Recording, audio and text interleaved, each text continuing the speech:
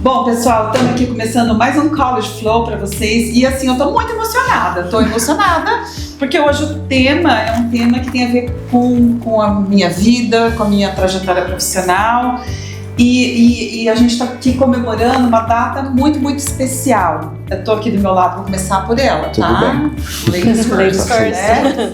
Eu estou aqui com a Vivian, que é colega, professora de inglês, que vai aqui se apresentar daqui a pouco, falar um pouco sobre a trajetória dela, onde tudo começou, se foi uma decisão intempestiva, planejada, ou foi só isso que sobrou na vida dela, né? E eu estou aqui do lado direito com o Júlio, que também é professor, é colega, trabalha em outro nicho, outro segmento, já foi, acho que meu aluno, acho que foi aluno, graduação, e é parceira aí nas ações que a gente realiza juntos na escola pública, né? Isso. Então, eu vou começar com você, Vivian. The ball is in your court. Começa se apresentando, fala um pouquinho sobre você hoje. Hoje. Tá. Hoje eu sou professora particular de inglês, então eu trabalho com alunos one-to-one, tenho alguns grupos também, mas saí de uma escola depois de quase 30 anos para seguir nesse caminho, nessa trajetória nova. Precisava de uma mudança. Perfeito. Júlio.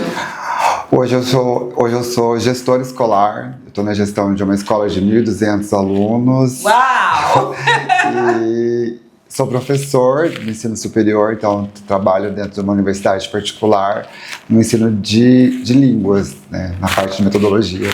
Bom, o que nós temos em comum, então, é que nós três somos professores de inglês, né? Quer dizer, hoje eu também estou mais na gestão do que dentro de sala de aula. Eventualmente participo de alguns movimentos e algumas atividades, mas estou mais na gestão. Vou começar, então, aqui com essa convidada muito especial aqui, que está aqui do meu lado esquerdo, e eu quero perguntar para você como que foi o início de tudo? Como que você escolheu ser professora de inglês, né? E como que tudo começou? Bem estranho. Começou desde pequena. Eu sempre quis ser professora. Eu brincava de escolinha e fui crescendo. Sempre fiz coisas, trabalho voluntário, igreja. Gostava de ensinar o pessoal. Trabalhava em retiro e queria ensinar a galera e tal. Aí, quando fui fazer faculdade, fui fazer administração. Fiz administração na UEL, só que sempre dando aula de inglês. Comecei a dar aula com 17, dava aula particular, depois fiz o TTC, Teacher Training Course, numa escola aqui de Londrina, 1 ano de curso. Aí fui contratada por essa escola e fiquei quase 30 anos nessa escola. Aí entre uma coisa e outra, fiz Delta, que é o diploma da Universidade de Cambridge, sou examinadora de Cambridge também, então fui me especializando não através da universidade, igual o Júlio, e diretamente, né? Mas através de oportunidades que a escola me trouxe, porque tinha um convênio muito grande com São Paulo, com outras instituições internacionais, então fiz todo o meu segmento de educação na área para eu aprender a dar aula nesse mundo meio paralelo, assim, não no mainstream da universidade. E hoje você volta para a sala de aula, sai da cargo de coordenadora? Eu tive fora da sala de aula 4 anos e meio, que eu fui gerente geral da escola, também tinha um número assim de aluno, não é fácil, mas não me identifiquei. Então, como eu tenho esse lado da administração, depois eu fiz mestrado em gestão e sustentabilidade na UEL, tenho esse lado que eu gosto, mas eu gosto mais para minha vida do que pegada de escola, assim, de gerenciar a escola. Então, tive essa experiência. Então, tive esse ato de 4 anos e meio, daí eu falei, não, pelo amor de Deus, vocês me contratam de volta para a sala de aula, se não me contratar, eu vou para outro lugar. Daí, voltei. Vou fazer um break aqui, vou jogar para o Júlio essa bola. Júlio, fala um pouquinho de você, então, como é que foi sua trajetória, como que você decidiu, quero ser professor de idioma ou de inglês? Eu falo que aconteceu, na verdade, que quando eu estava ali para escolher o que eu gostaria de ser, eu estava muito pro lado da arquitetura, essa parte. E aí chegou, na época de escolha, eu me encantei pela tradução, e aí eu queria muito trabalhar com tradução. Então, quando eu fui pro curso de letras, o meu foco era tradução, porque eu queria trabalhar com tradução, e até havia um professor, Lincoln, não sei se você lembra dele, que ele era da tradução, e aí quando a gente estava acabando, ele falou assim, não, vai para Florianópolis para você estudar a tradução na UFSC lá, e tudo, e eu acabei a faculdade, estava tudo pronto para ir para Florianópolis, fazer um mestrado, surgiu o concurso do Estado, E aí a minha irmã é professora do estado, falou assim, não, você tem que fazer o concurso para professor. E aí eu comecei a dar aula, a gente dava aula no laboratório da universidade, aí eu peguei aula de PSS, aí a gente acaba entrando na sala de aula e você vai se encantando, né? Então você vê a pessoa aprender é muito gratificante. E aí passei no concurso, a vida deu um 360. Depois disso eu fui fazer uma pós em língua inglesa, daí a gente vai para a parte acadêmica, né? Fiquei em sala de aula, fiz um programa de intercâmbio na parte de ensino, fiz o mestrado em ensino, então eu falo que a sala de aula me abraçou e que eu tinha um outro caminho que eu queria, mas acabou que troquei. Você não virou professor Nutella, você é não, professor raiz. Virei professor raiz, eu falo assim, que eu acho que a gente é o que mais sofre. Nós vamos chegar aí. Vocês dois tiveram momentos assim de tomada de decisão, de rumo, de transição, né? Eu acho que a Vivian mais recentemente teve a coragem, né, de depois de 30 anos trabalhar numa instituição reconhecida, renovada. O que fez você tomar essa decisão? Acho que foi uma coisa pessoal, assim, eu queria um desafio diferente, eu nunca tinha trabalhado de maneira autônoma, né, e eu achei que eu estava um pouco cansada, um pouco entediada. Eu amo escola, fiquei todo esse tempo na escola, adoro, voltaria até para a escola, eu gosto de escola, mas eu não gosto mais da parte de burocracia de escola ou de tomada de decisão, coisas que eu não concordo. Eu queria testar essa parte que eu nunca tinha tido pra mim, né? Ou seja, você tomou uma decisão, mas nada impede que você tome uma outra decisão, uma outra guinada. Gente, a vida é muito curta, você não pode, se você estiver infeliz, você tem que fazer outra coisa, não dá, né? Então, foi um leap of faith, que a gente fala, né? Foi um salto da fé. Eu fui com a coragem, assim, o povo achava que eu era meio louca. Eu saí da escola você tinha uma carreira, né? Eu tinha, tipo, 7 alunos, eu sempre dei aula particular também, então eu tinha 7 alunos particulares na época, falei, gente, com 7 alunos particulares, pra eu largar tudo, não dá pra fazer nada, né? Eu tenho filho pra criar, tenho coisa pra fazer. Mas aí aconteceu, deu tudo, tá dando muito certo, então que bom, tem sido muito bom. E Júlia, você, assim, começo da sua trajetória foi lá em sala de aula, tudo, mas agora você falou que você está numa gestão, 1.200 professores. Meu, o que é isso? Eu tenho professores aqui, fico quase louca. Como você faz isso? São 1.200 alunos, 125 professores. Uau. Eu falo que esses são desafios. Então eu estava em sala de aula, você estava ali tranquilo, né? A gente fala assim. Só que chega um momento que você fica. Eu tô na mesmice, então é todo dia a mesma coisa. E aí você se desafia com cursos, então você vai fazer um curso fora para aprender coisas novas. E aí chega uma hora que você recebe convites, né? Então eu recebi um convite de ir para a Secretaria de Educação quando o Estado implementou a plataforma de inglês. Então eu fui. Como chama a plataforma? Ela chama Inglês Paraná, chama a plataforma. Né? E aí hoje são 2 plataformas de inglês para os alunos. Para os alunos e professores? Isso. Ou... Nós temos tanto para os alunos quanto para os professores. Eu quero saber como é que isso funciona, né? Eu não conheço também. E aí então eu fui para o núcleo de educação para ser o que eles chamavam de embaixadores na época, né? Que era o pessoal que queria fazer essa ponte, chegar, os alunos conhecerem mais a plataforma e tudo mais. E aí você começa a viver a gestão e você vai se desafiando, né? Então, quando surgiu o convite, eu falei assim, nossa, mas assumir uma gestão de uma escola desse porte, 3 períodos, 3 diretores auxiliar, né? Então, é uma baita de um desafio. Só que daí, aquilo que a Vivian colocou, a gente posso a qualquer momento dar um passo atrás, falar assim, não, eu vou voltar para a sala de aula, que é a minha zona de conforto, eu falo. Só que ao mesmo tempo você tem que se desafiar para você também conhecer o outro lado. Então eu falo que hoje, eu como professor, eu vou voltar para a sala de aula muito melhor, porque eu conheço o outro lado. Então coisas que antigamente eu julgava, ou que eu não entendia por que acontecia, hoje enquanto professor eu já volto muito melhor. Que eu acho que daí todo mundo deveria ter essa oportunidade de vivenciar a gestão de alguma forma, né? Porque vai te mudar enquanto pessoa e enquanto profissional. Você quer falar Sim. alguma coisa? Eu acho que se a escola tivesse momentos de partilha, uma vez por semana, conversa, troca um pouco, passar um dia com o diretor, sabe? Os professores estarem mais unidos, assim, nessa questão. É mais fácil de se entender, né? Porque a escola fica um pouco dividida. Gente, eu achei tão interessante, vocês dois trouxeram 2 depoimentos, uma rede particular, né, de escola de idiomas ou de professores independentes, e você é da rede pública, mas trazendo o mesmo sentimento, que é você poder, primeiro, transitar, né? Então não é porque você fez letras que você vai ter que ser um professor de sala de aula, mas você pode também ocupar um cargo de gestão e fazer essa troca, né? Você entender como é que funciona por trás da sala de aula e dentro da sala de aula. Achei muito interessante. Porque a empresa é um organismo, né? É uma organização. Então, hoje eu sinto tudo muito separado, muito individualizado. E aí a gente não se impacta de maneira positiva, né? Vai um impacto negativo. Estou cansado, preciso trabalhar, preciso preparar, preciso fazer aquilo, ninguém se conversa. Isso é uma coisa que eu sempre bati pela na escola, que era o professor tinha que ser pago para sentar uma vez por semana e conversar. Com todo mundo, se bater papo. Como é que tá indo? O que vai ter de novo? Observa uma coisa, observa outra. Troca, mas troca paga. Sim, entendeu? Aquele momento que aquele momento agrega digno valor, né? Não troca por, né? Por vontade. Beneficência.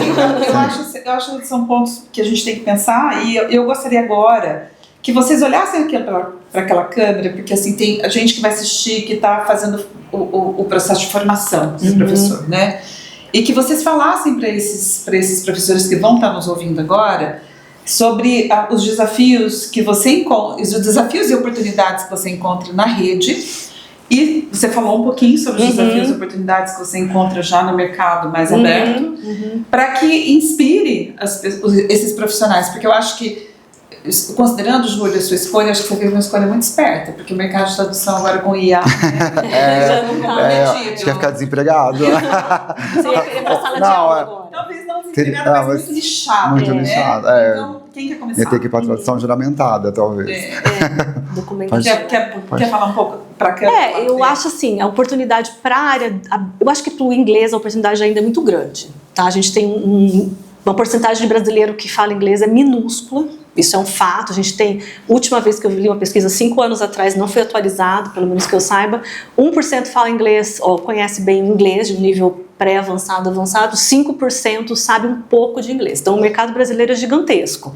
Eu acho que o professor de inglês tem muita chance de crescer, aproveitar esse momento que a inteligência artificial ainda não abocanhou esse lado, então tem alguns bons anos ainda para a gente ganhar dinheiro e impactar, né, e fazer o Brasil uma nação que consegue se comunicar melhor com o mundo, né? Nós temos um potencial enorme nós somos muito talentosos, mas não sabemos o inglês. Então eu já vi muita gente perder oportunidade na vida porque não sabe falar inglês, mas muita gente mesmo, de pessoas que vieram falar, nossa, se essa pessoa, falaram pra mim, se essa pessoa toca trombone super bem, eu levaria ele para os Estados Unidos hoje para trabalhar na minha faculdade, fazer um curso, mas não fala inglês, não tem como. Então a oportunidade é enorme. Eu acho que o professor tem que sempre estar se atualizando e focando na aula, focando no aluno. Hoje tem muito professor, que foca muito no TikTok, no Instagram e não está focando no conteúdo. Então, está focando muito no Instagram, não tem muito aluno. Eu, por exemplo, não tenho Instagram, mas eu tenho bastante aluno, porque a minha aula, eu sei que eu vou deliver uma aula que eu não estou falando que eu sou o máximo, estou falando assim, é uma aula que é séria, focada no aluno. E o aluno, ele vai passando um para o outro, a gente consegue daí criar sobreviver, exatamente. Né? Então, a oportunidade é enorme. Eu acho que a gente tem que saber, assim, a estudar, se dedicar, focar no aluno. Infelizmente, hoje, como eu falei antes, da burocracia das escolas está pegando um monte desse nicho de preparação de aula, de discussão, que não está tendo muito mais, né? Então falta um pouquinho disso, mas o professor, ele é um mercado gigantesco, inclusive internacional. Hoje, por exemplo, quem tem um CELTA, que é um certificado da Universidade de Cambridge, para quem não tem muita experiência em aula, às vezes nem é formado em letras ou pedagogia, ele consegue trabalhar internacionalmente online hoje. Tem muitas escolas internacionais contratando quem tem CELTA, né? Então o Delta já é um pouco mais nichado. Eu tenho Delta, eu não consigo trabalhar fora, é mais difícil, porque daí é mais coordenação e tudo mais. Isso também não me interessa. Mas é oportunidade enorme, digo isso. E os desafios? Os desafios? Quais os desafios que você, como professora independente, enfrenta? A falta de troca, né? Então isso eu sempre tive na escola. Como eu estava na parte da coordenação, eu trocava muito, eu assistia muita aula, discutia muito com o professor, fazia bastante na parte da educação mesmo do professor, e a troca com o aluno, grupo, né? Que você tem uma energia diferente, eu dou muita aula online, você acaba não tendo essa coisa do face to face, de conversar, de tomar um café junto, de fazer uma coisa no pátio, e etc, etc. Então o desafio mais é esse, solidão um pouco de estar trabalhando sozinho. Então você tem que procurar apoios com pessoas, se conectar de alguma maneira, né? E aprender a ser autônomo, né? Professor sempre tem que estudar, mas quando você está sozinho, você não tem a pressão da escola, por exemplo, que às vezes e pode te acomodar um pouquinho. Acomodar, perigoso, bem perigoso, né? E Júlia, você, assim, os desafios, né, e as oportunidades que a rede pública te oferece? Enquanto professor? Quem está se formando, quem está pensando em migrar para essa área. Exato. Eu acho que a Bíblia colocou algo que é muito real, né? A educação nunca vai estar excedente, sempre vai ter vaga, né? Então você pode caminhar por vários nichos da educação. Dentro da rede hoje, nós temos muito professor que está aposentando, né? Então o Estado está fazendo concursos, está havendo chamamento, porém muitas pessoas não querem ir para cidades distantes, então acaba que as cidades maiores estão sobrecarregado, né? Então temos lista de espera. Mas o que eu vejo muito? Acadêmicos, então nós estamos com muito acadêmico em sala de aula, alunos do 2º ano já está pegando aula, porque está faltando gente. Né? E a Bíblia também pontuou algo muito importante: a formação, a continuar se atualizando, né? Você precisa, enquanto professor, não se acomodar, então precisa estar sempre buscando atualização de alguma forma. Ou um curso, ou esse bate-papo com um colega, ou estudando uma metodologia nova, ou assistindo a aula de um colega porque tem mais domínio do que você. Então acho que essa troca é muito importante. Hoje dentro da rede, eu acredito que um dos grandes desafios é trabalhar com grandes grupos. Então, quando você vai para o ensino de uma língua estrangeira, lógico que o nosso objetivo é um pouco diferente do objetivo de uma escola de idioma, mas o seu maior desafio é um grande grupo, e onde muitas vezes ele não escolheu aprender aquele idioma. Então, o idioma vem junto, né? Vem ali junto com a grade, e você tem que, de algum modo, cativar esse aluno para que ele queira aprender uma segunda língua. Então, o que eu vejo, assim, que é muito gritante: professores que não criam vínculos com os seus alunos. Então, ele parece que ele vive num mundo paralelo do seu aluno. E aí o aluno não vai criar vínculo com ele não tem engajamento. Então, nós temos uma geração que é totalmente conectada. Hoje, a rede estadual tem muita tecnologia em sala de aula, então nós temos TVs que você pode fazer aula conversando com outra sala, você tem a plataforma, você tem tablets, você tem computadores, então o professor consegue fazer um trabalho diversificado, só que ele tem que chegar na realidade do aluno. Então eu ainda vejo muito essa diferença. Aqueles que conseguem chegar na realidade do aluno, nessa conversa com ele consegue fluir melhor, ele tem menos problemas em sala de aula do que aquele que fica distante. Então eu dou aula há 25 anos dessa forma e vou continuar ensinando há 25 anos dessa forma, só que seu público é totalmente diferente. Então, se você quer ir para a rede estadual, você vai desconstruir um pouco o que é o ensino de inglês, né? Então, o nosso foco dentro da rede não é somente a oralidade, não é somente aquilo que o aluno busca numa escola particular. E você vai ter o desafio de trabalhar com 30 alunos em sala de aula totalmente heterogêneo. Eu quero falar sobre isso, tá? Eu acho que é um ponto super importante. E, assim, uma das grandes, talvez, queixas ou reclamações que as pessoas fazem, eu nunca estudei inglês, só estudei na rede e eu não aprendi. Não aprendi, não. Né? Isso a gente tem que ser honesto em falar. Né? Não, mas não é só na rede. E aí tem o contraponto da escola. Então, vamos comparar um pouco essas duas realidades. Né? O que acontece dentro de uma sala de uma escola, de um professor particular, e o que acontece dentro da rede. Você apontou algumas coisas. A primeira coisa é o número de alunos na sala. Eu acho que o primeiro ponto, que é o principal, é a vontade de aprender. Então, quando o aluno vai para uma escola de idiomas, por exemplo, ele vai atrás daquilo. Às vezes não, às vezes o pai obriga ele a ir, né? Mas vamos colocar que 80% busca porque quer. Mas é o lugar, é o momento, ele sabe que ele está ali para isso. Ele está ali para isso. Quando você está dentro da escola, você está ali e chega. Então tem escola que oferece espanhol, tem escola que oferece inglês, temos algumas escolas do estado que oferecem alemão, porque a colonização daquela região foi essa. Então, modifica de região para região. Então, acho que para mim esse é o primeiro ponto, ele querer aprender. O segundo ponto que eu vejo dentro do estado é grandes números. Então, quando você está numa escola de idiomas, você tem 10 alunos, às vezes numa turma maior. Às vezes é isso, né? É a média. Acho que hoje, com o ensino online, acho que diminuiu mais ainda, né? Mas você tem aí três, 4 alunos. E aí, depois, o terceiro ponto que eu colocaria é o tempo de aula. Então, dentro do estado, você tem 2 aulas na semana. 2 aulas de 50 minutos, mas que, na verdade, até o professor sair de uma sala para outra, se organizar, recolher todo mundo, fica meia hora de aula. Então, ele tem na semana 1 hora de aula. Quando você vai para o instituto, você tem no mínimo 2 horas de aula, vamos colocar assim. Então, isso faz muita diferença, né? O que eu vejo, assim, um dos pontos gritantes. E aí, outro ponto que eu colocaria é a formação do professor. Então, quando você vai para uma escola particular ou você vai para um instituto, o nível de proficiência dos professores vamos colocar aqui 90%, 99% é fluente. Quem não é fluente está no caminho. Dentro do estado, na última pesquisa que nós tivemos, se não me engano, era 8 mil professores de inglês, nós tínhamos 10% que era fluente. O restante era inicial o nível dos professores. Olha a oportunidade para treinadores, né? Para as pessoas que desenvolvem os profissionais. Maravilhosa. Então assim, grande parte dos professores da rede, eles não são fluentes, os professores de inglês. Então isso acaba também desmotivando alguns alunos, né?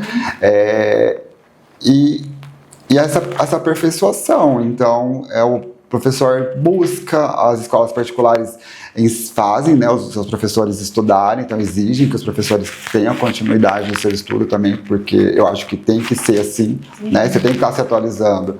E quando muitos entram na rede, eles acabam se acomodando. Então eu tenho uma estabilidade agora e eu acabo me acomodando. E não consegue fazer uma formação continuada. Não querem, né? Muitos não querem, né? Nós temos hoje a plataforma do Inglês Professor, por exemplo, que é uma plataforma onde o professor tem lá lições que ele faz e ele tem direito a fazer semanalmente 2 aulas ao vivo com o professor da Filipinas.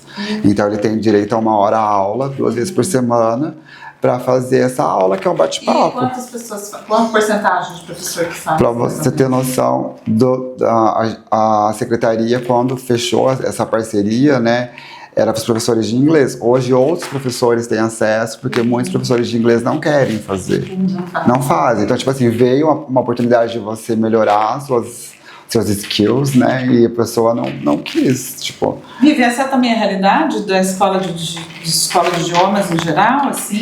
Ele apontou... Menos, mas é muito a realidade de escola particular também é muito assim. Quer falar um pouco sobre isso? Né? Eu não estou dentro de escola particular, mas eu atendo muito, sempre atendi, como eu trabalhei sempre em Instituto de Língua, sempre atendi muito aluno de escola particular. Né? Então, a gente tinha alunos, sei lá, no 9º ano do ensino, né, Fundamental 2, e estavam fazendo um básico de inglês ainda. Né? Com o montante de inglês que eles têm na escola, o que escolas particulares vendem hoje para os pais, eles deviam estar falando inglês bem melhor. Então, esse déficit também existe na escola particular. Eu acho que existe uma questão ali de não ter um coordenador específico para o inglês, não ter uma pessoa que tenha esse olhar para a língua. O professor de inglês tá ali no meio do professor de matemática, de português e tudo mais, e não tem não tem essa pegada de desenvolvimento para professor de escola regular. Na escola de línguas, né, de instituto, varia muito. Tem escolas, você sabe, né? Então, cada escola tem uma pegada. Tem gente que contrata o intercambista, que foi fazer o inglês lá, ficou 1 ano nos Estados Unidos. Ele fala inglês, coloca na sala de aula, paga, sei lá, R$20 a hora e beleza, vamos lá, tá dando aula, o pessoal vai e não sabe, né? Coitado de todo mundo, menos o dono da escola. Mas eu tive sorte de trabalhar numa escola que sempre foi muito focada na educação do professor, desenvolvimento. Então, tive muita sorte, porque eu acho que é um pouco da exceção também. Mas, obviamente, só pelo fato da pessoa estar com 5 alunos, não estar com 50, de estar ali focada num lugar onde você pisa e o inglês já está na parede, já está no banheiro, está na água, está tudo ali, acaba tendo uma vantagem em relação a isso. Eu acho que esse é um fator também. Quando você vai para a escola pública, a grande maioria dos alunos, eles não veem o uso da língua fora daquele local. Então, é só aqueles 30 minutos. Então, eu tenho, por exemplo, uma aluna que foi para o Canadá ano passado, pelo intercâmbio do Ganhando o Mundo. Eu tenho 2 alunas que foram convocadas para ir nesse próximo ano, que são alunas excepcionais, que tem todos os certificados da plataforma de inglês, porque a plataforma do aluno, ela certifica ele a cada tantos, Ganhando o Mundo. Ganhando o Mundo. Eu vejo no jornal, Isso. quando o pessoal é muito selecionado. legal. Então, assim, então eles não têm essa perspectiva de uso da língua, e aí não é só a língua inglesa, é qualquer língua, fora daqueles 30 minutos de aula dele. Coisas que, por exemplo, dentro de um instituto, dentro de uma escola particular, você tem mais esse contato, né? Porque você tem condição financeira de viajar, ou porque você vai depois para um outro espaço, ou porque alguém que vem de fora e você conversa. Mas dentro da escola pública, acho que isso também é um fator que acaba desmotivando o aluno de aprender uma língua estrangeira. E aí não vou falar que é só o inglês, aí é qualquer outra língua. Isso aí já passa para Eu quero trazer agora uma discussão que eu acho que tem a ver com o que a gente trouxe até agora, que é o uso das plataformas para ensino de idiomas. A gente tem percebido, no meu segmento, o maior ponto de dor assim, que a gente tem sofrido é que as organizações como um todo, elas têm que buscar um número X, elas têm um budget para gastar. E as plataformas, elas entraram faz uns 4, 5 anos, muito forte aqui no Brasil, são plataformas internacionais que nem você falou, são professoras da Filipinas que estão dando aula aqui. E com um valor agregado que a gente pode questionar e um preço muito mais acessível, vamos dizer assim, do que um professor, e uma aula individual, uma aula em grupo e tal. Entretanto, a gente percebe que depois desse movimento da introdução das plataformas digitais aqui nas organizações, eu estou falando não só aqui em Londrina, estou falando no Brasil inteiro, a gente sente um certo movimento de volta buscando o professor novamente, professor de verdade, né? Professor. Face to face. E vocês acham que isso é uma tendência, isso é uma tendência só aqui no Brasil, porque o nosso perfil de aprendiz não dá conta de não se estabelecer esse bond, essa ligação que tem que ter com um professor?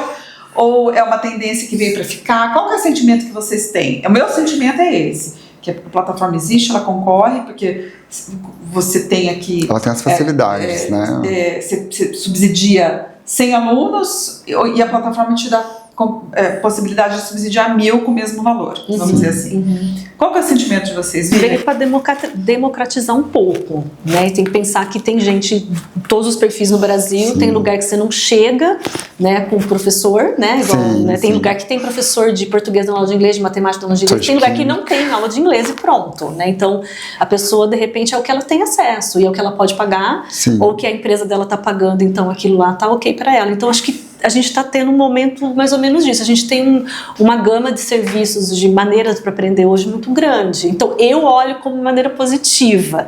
É ruim ter a pessoa, ruim assim, entre as, a pessoa da Filipinas dando aula, o custo de vida da Filipinas é mais baixo, eles conseguem viver com menos, acaba ganhando menos do que pagar um professor brasileiro, por exemplo, para dar aula de inglês.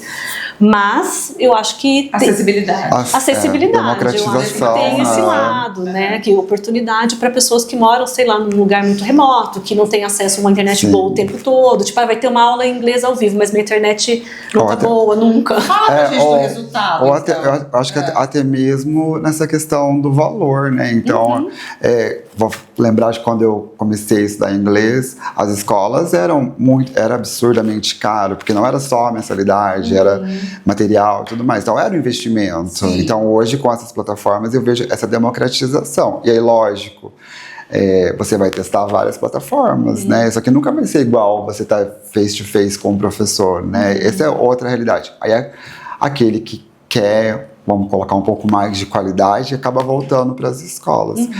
Mas isso de acesso, acho que é muito interessante. Eu vou dar um exemplo aqui. Nós temos, dentro da cidade de Londrina, nós temos 192 escolas que pertencem ao núcleo de Londrina. Então, nós temos escolas, por exemplo, que estão a 160 quilômetros e que, às vezes, tem um professor de português que dá aula de inglês e, às vezes, não tem ninguém e fica 6, 7 meses sem professor e aparece um professor de química que tem uma proficiência e ele vira o professor de inglês. Então, assim, ele tem aquele acesso. Então, com a plataforma, por exemplo, chegou a plataforma para o aluno.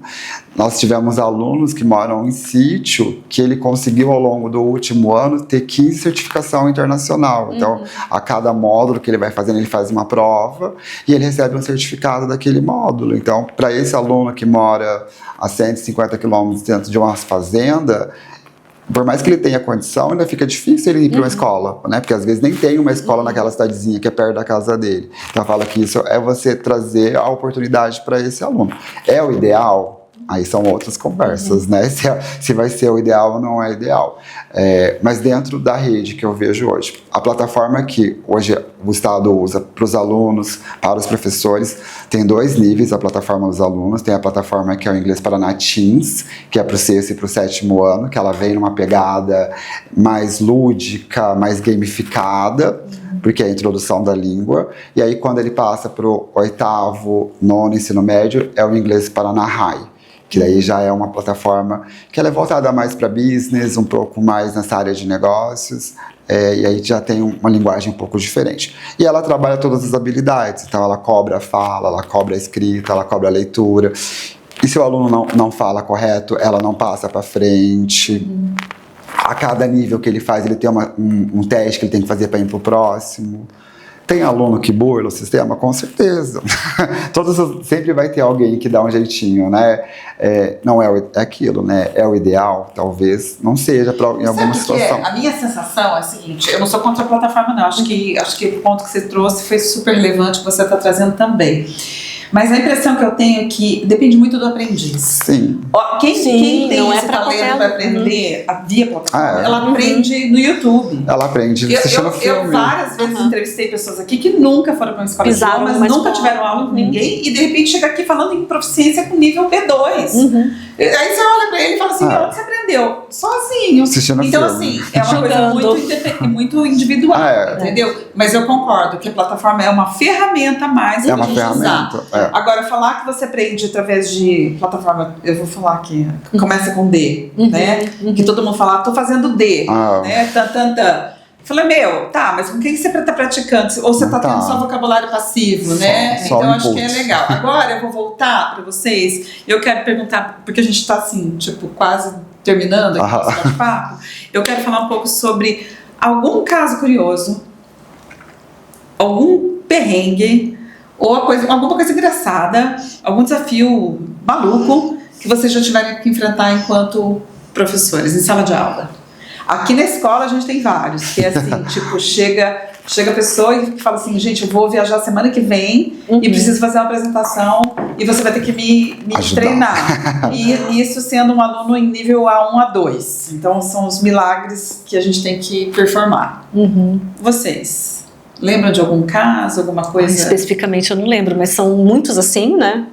Eu tenho prova de proficiência, tenho que fazer, eu tirei 0, preciso de 70%, a pessoa não fala hello em inglês, aí você pega um inglês instrumental e acho que é a única área milagrosa, né, do inglês. É verdade. É muito milagroso. Mas não tem nada que me chame atenção, Cláudia. É que são tantos perrengues, a gente acaba nem... Fica tudo muito normal, né, depois de um tempo. Vou deixar você pensar, vou jogar pro Júlio aqui. Nossa, na parte da língua...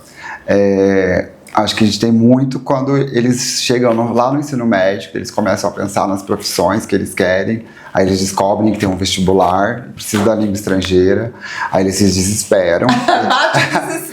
Aí ele quer aprender tudo aquilo que ele não aprendeu em 7 anos, né, o que ele deixou de aprender naquele último ano, e aí ele fica desesperando os professores. E aí é o que a Vivian falou, você vai para o inglês instrumental e o milagre acontece, então você vai aprender a se virar com isso daqui. Que é super válido, que é super válido. Também, uma ferramenta, né?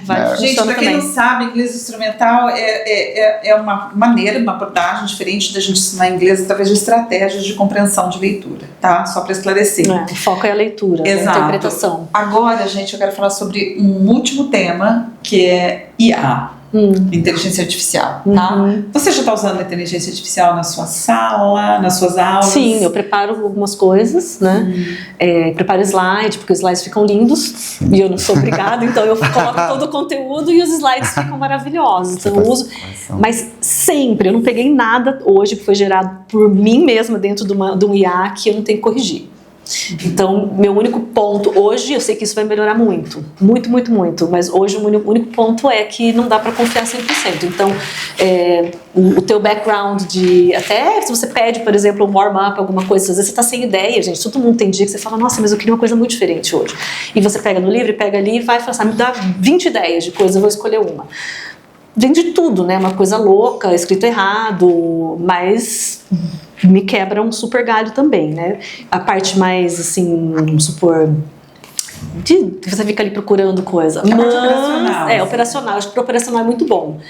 E eu acho que a coisa está fluindo para um lado bem interessante. Então, assim, até que ponto o ensino, né, vamos supor, de adulto, vai sobreviver nos próximos 10 anos com essa pegada? Food for thought, né? Food for thought. E aí, lá na rede pública, os professores já estão começando a incorporar ferramentas? A própria secretaria incorporou em alguns componentes curriculares, então, em matemática tem dentro de uma plataforma que eles utilizam a inteligência artificial, que eles têm que interagir com a inteligência artificial. Tem um recurso educacional que os professores usam, que hoje tem uma inteligência artificial que ajuda eles a fazerem atividades avaliativas, então está ali também ajudando o professor, né, que daí está focado mais na parte de educação. E na gestão, eu falo que tudo que vem para te ajudar a ter time saving é ótimo. Então, é aquilo, você tem que ensinar como usar de uma forma que vai ser bom para você. Né? Não dá para acreditar 100%, porque vai ter erros, claro, mas está sendo muito utilizado. E um grande desafio que eu vejo hoje na educação pública é que os alunos não sabem como utilizar, então eles estão vendo como verdade única. E aí esse é o grande desafio. Então você ensinar eles a fazer um prompt correto para te trazer informações, igual a Vivian falou, te trazer ideias, te trazer informações. Tem uma postura crítica, né, em relação. Só que eu não posso levar aquilo como verdade única. Então o grande desafio que eu vejo hoje dentro da rede estadual é o aluno joga alguma coisa para uma IA, pega aquilo e entrega, como nem lê, né? Então você nem lê o que você pegou e acredita que aquilo é uma verdade absoluta. Isso não é. E assim, recentemente eu escutei ali em algum lugar que em muitas escolas, principalmente fora aqui do país, na China principalmente, que eles estão super avançados em relação à tecnologia, usando robozinhos já para substituir o professor em sala de aula. Vai rolar isso? Você acha que a gente vai ser substituído pelo IA? Acho difícil. Eu acho difícil, principalmente para criança e adolescente. Agora o resto talvez role uma mescla, alguma coisa assim, mais para frente, mas eu acho que criança e adolescente não. Eu acho muito triste isso acontecer, porque eu acho que, pelo amor de Deus, não é mais que você quer estar junto com gente, não sei. Mas, por outro lado, tem essa outra questão de acessibilidade também. Eu acho que não gostaria que fosse a única opção, mas... existem robôs que cuidam de idosos, porque ninguém está ali cuidando, né? Então, não duvido que seja uma coisa daqui a um tempo, mas não gostaria de ver isso com criança, adolescente e no geral. Acho que condições específicas. Não existe a possibilidade de ter alguém para dar aquela aula. Eu acho que no contexto social do nosso país, e até no contexto educacional, acho muito difícil chegar um dia que vai ter robôs dando aula. Não sei quanto tempo a gente vai ficar nesse videocast. A gente vai escutar esse videocast daqui 2 anos e a gente não vai estar mais aqui. Eu falo assim, já vai estar substituído, não vai estar eu, Ju. Eu acredito assim, dentro de uma rede estadual, acho muito difícil, né? Vai demorar muito, né? Porque são enormes fatores. Mas sim, vamos pensar, quando você pensa em China, que a educação está há anos-luz na frente, que é um comportamento da sociedade totalmente diferente com relação à educação, a você ter uma inteligência artificial, você ter um holograma, alguém ali te ensinando, aí a população está preparada já para isso, né? Acho que os nossos aqui... cultural, né? Os nossos aqui vai demorar. Eu acho que o robôzinho, meu sentimento é que os robôs, a inteligência artificial, a tecnologia, ela já está, né? Já está presente em tudo que a gente faz. ela ajuda muito, ela é uma ferramenta importantíssima, mas eu não sei se eu sou porque é de uma geração, né, mais analógica, eu ainda acho muito importante a relação humana, o bond. Né? Então, eu não vejo isso sendo construído em conhecimento sem ter o humano. Que é o que o Júlio falou lá no começo, a coisa de você, por que às vezes a educação ela está falhando? Porque não tem o bond, não tem a conexão com o aluno. Exato. Né? Você não está olhando para o aluno, você não está feeding forward, a coisa não está... E a educação não é só conhecimento científico, né? Eu acho que o conhecimento científico é uma parte da educação, mas você tem muita coisa a mais ali, que às vezes, dependendo da realidade que você está, é muito mais importante do que o aluno, às vezes, naquela aula aprendeu o verbo to be, mas tudo aquilo que você fez extra ali com ele, que você fez um warm-up, que você ouviu ele naquele dia, às vezes vai ser muito maior na vida dele do que ele aprender ali 3 palavrinhas naquele momento. Com certeza, o impacto é enorme. Eu acho que isso que o professor sempre tem que pensar. Isso uma máquina nunca vai fazer, né? Eu acho que isso faz a diferença. Vou tentar resumir um pouquinho o que vocês falaram. Eu acho que o professor que check-in e check-out não vai fazer diferença no futuro. Ele pode ser substituído por um robô. O professor que realmente é professor, no sentido mais amplo da palavra, que entende e olha o outro como uma possibilidade de ensino, de ascensão e de impactar vidas, de causar essa diferença na vida daquele aluno, seja qual formação ele tenha, esse professor não vai ser substituído. Ele vai estar num nicho específico, ele vai trabalhar em algumas áreas. Então, para quem está ouvindo a gente, eu acho que isso é importante. Se você decidiu seguir a carreira de professor, que é uma carreira maravilhosa, né? A gente se retroalimenta, está sempre aprendendo, está em contato com pessoas. Eu acho que deve seguir esse caminho. Agora, se você for professor check-in, check-out, é melhor você pensar em fazer outra coisa, né, gente? Nem deveria fazer. Deveria estar dando aula. Então, agora, para concluir o nosso bate-papo, que foi maravilhoso, eu quero que vocês deixem uma mensagem final, um recado, né, para aquelas pessoas que estão ouvindo, para entender o que acontece do outro lado, nos nossos papéis, nas nossas responsabilidades, e para aqueles que estão buscando essa formação também. Eu acho que o professor, igual o Júlio falou, está sempre aprendendo. O professor que não aprende, ele não é um professor que tem muito a dar também, né? O professor ele tem que ser um ouvinte muito focado no que o aluno está falando para conseguir tocar e conseguir levar isso para frente, né? Igual o Júlio falou também, várias coisas acontecem antes do verbo to be, várias coisas acontecem antes de escrever um formal letter, sei lá. Então, esse contato, esse vínculo, ele é essencial em qualquer relacionamento, né? Mas na sala de aula é mais importante ainda, porque você tem tão pouco tempo, não quer dizer que você vira pai e mãe de aluno, né? Eu nunca tive esse relacionamento eu dei muita aula para criança e adolescente na minha vida, mas nunca tive esse relacionamento mas sempre com amor e acreditando. Eu acho que o professor tem que sempre acreditar. Se ele perdeu a fé que a pessoa vai aprender, não vai acontecer. Muito bem. Júlio, algum recado, alguma mensagem? Eu acredito que para quem está aí querendo entrar nesse nicho que nós estamos, na profissão, acho que primeiro é entender que você é responsável pela formação de alguém. Então você tem um currículo que não é seu, mas que é programado para o aluno aprender. Isso independente se você está numa escola particular ou dentro de uma rede. Então você tem que ter ciência do seu papel, né? E trabalhar sempre no ensino significativo, que eu acho que é o que mais importa. O aluno vai aprender, cada aluno tem o seu tempo de aprendizado, às vezes ele vai aprender mais rápido, às vezes mais lento, mas o nosso papel é ser intermediador dessa aprendizagem.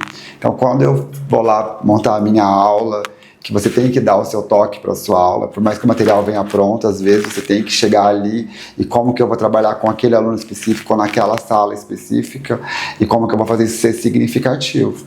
Porque eu chegar e só falar e eu dei a minha aula, acabou, o aluno aprendeu se ele quis ou não, mas quando eu penso, isso está sendo significativo para o meu público, analisar quem é o meu aluno, acho que esse é um dos principais pontos. É uma carreira com muitos desafios, infelizmente no nosso país Alguns são muito valorizados, outros nem tantos, né? Mas é uma carreira muito bonita, né? E quando você vê um aluno seu atingindo um certificado de proficiência ou entrando na universidade num curso que ele gostaria, que ele lutou, é o sentimento de dever cumprido, é o sentimento de eu ajudei. Então isso é muito prazeroso. Fazer parte da jornada. Aluno, né? Então isso é a gratificação do nosso serviço, eu falo assim, né? Só que é aquilo, se você não fosse um profissional que vai fazer a diferença, e se você não está disposto a dedicar a sua vida, né? Porque aquela frase, educação por amor, né? Muitas vezes é por amor mesmo. Então você tem que rever. Será que é isso que eu quero para mim? Né? Para ser só esse professor que chega e sai, é só mais um. E não é bom para ninguém. Não é bom para ninguém, nem para a própria pessoa, porque daí ela vai se adoecer também, né? Então, é realmente vestir a camisa e acreditar que a educação transforma as vidas. Isso que vai mudar a vida tanto da pessoa, do professor, quanto do aluno. Beleza, e eu vou aqui só retomar uma fala que é o limite do que você sabe de idiomas é o limite do seu mundo. Então aqui nós estamos representando ensino de língua inglesa, voltar ao que a Vivian pontuou, que menos de 10% das pessoas aqui no Brasil falam inglês com fluência. Quando a gente fala fluência, tipo, não adianta colocar lá inglês avançado, tem que mostrar que sabe mesmo. Então vem aí uma oportunidade maravilhosa para você que está pensando em ser professor de inglês. Tem um mercado aí pungente antes de ser tomado pela IA, né? E entender assim que esse mercado está sempre evoluindo e usar as ferramentas no nosso lado. Eu quero agradecer vocês dois, muito obrigada, Júlia, obrigada, Vivian, obrigada por ter vindo. E siga a gente aí no YouTube, dá o seu joinha e fica comigo para o próximo College Flow. And Happy Teacher's Day. Happy Teacher's Day.